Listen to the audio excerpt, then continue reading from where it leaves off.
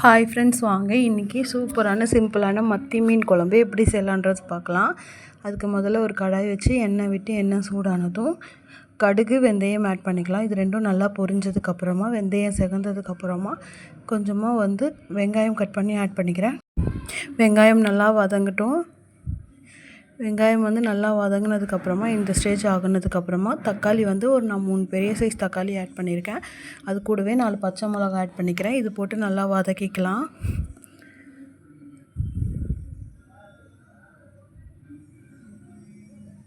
தக்காளி நல்லா வதங்கட்டும். இப்போ தேவையான அளவுக்கு உப்பு ஆட் பண்ணிக்கிறேன். உப்பு போட்டு நல்லா வதங்கட்டும். தக்காளி நல்லா மேஷ் ஆகணும். நல்லா கொலன்னு நூறுக்கா மாதிரி ஆனதுக்கப்புறமா நம்ம மற்ற இன்க்ரீடியன்ட்ஸ் ஆட் பண்ணிக்கலாம். அது வரைக்கும் நம்ம தக்காளி நல்லா வதக்கிக்கலாம். பொதுவாகவே மீன் குழம்புனா எல்லாருக்குமே பிடிக்கும். இன்னும் இந்த குட்டி குட்டி மீன்லாம் போட்டு வைக்கும்போது மீன் ரொம்பவே டேஸ்ட்டாக இருக்கும். அதே மாதிரி அது கூட மாங்காய், கத்திரிக்காய் இந்த மாதிரி போடும்போது இன்னும் டேஸ்ட்டாக இருக்கும். இன்றைக்கி நான் மாங்காய் மத்தி மீன் போட்ட குழம்பு தான் செய்ய போகிறேன். இப்போ தேவையான அளவுக்கு குழம்பு மிளகாத்தூள் ஆட் பண்ணிக்கலாம்.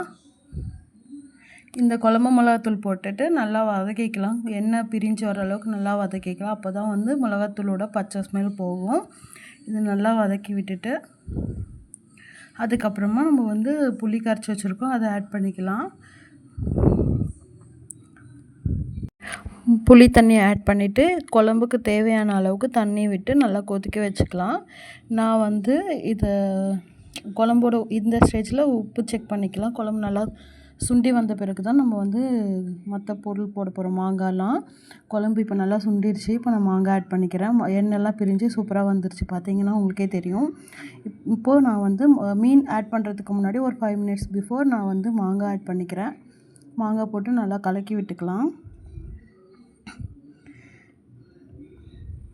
இந்த மாதிரி நல்லா ஒரு 5 மினிட்ஸ் லோ ஃப்ளேம்லேயே வச்சு மாங்காய் கலக்கி விட்டு வேக வச்சுக்கலாம்.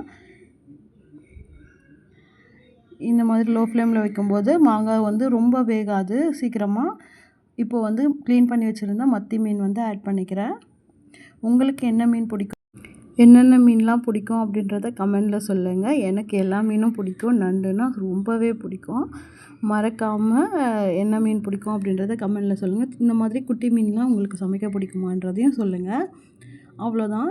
இதை லோ ஃப்ளேம்லேயே வச்சு ஒரு 5 மினிட்ஸ் கொதிக்க வச்சோன்னா நம்மளோட மத்தி மீன் மாங்காய் போட்டு செம்ம சூப்பராக டெலிஷியஸாக ரெடி ஆகிடுச்சு என்னோடய ஸ்டைலில். நீங்களும் கண்டிப்பாக இந்த மாதிரி செய்வீங்க அப்படின்னாக்கா எனக்கு கமெண்ட் பண்ணுங்கள். மறக்காமல் என்னோடய சேனலை சப்ஸ்கிரைப் பண்ணிக்கோங்க. மீன் வெந்ததும் இந்த மாதிரி கொத்தமல்லி தழை தூவி ஒரு 5 மினிட்ஸ் மூடி வச்சுட்டு அதுக்கப்புறமா சர்வ் பண்ணுங்கள். சூப்பரான மீன் குழம்பு ரெடி.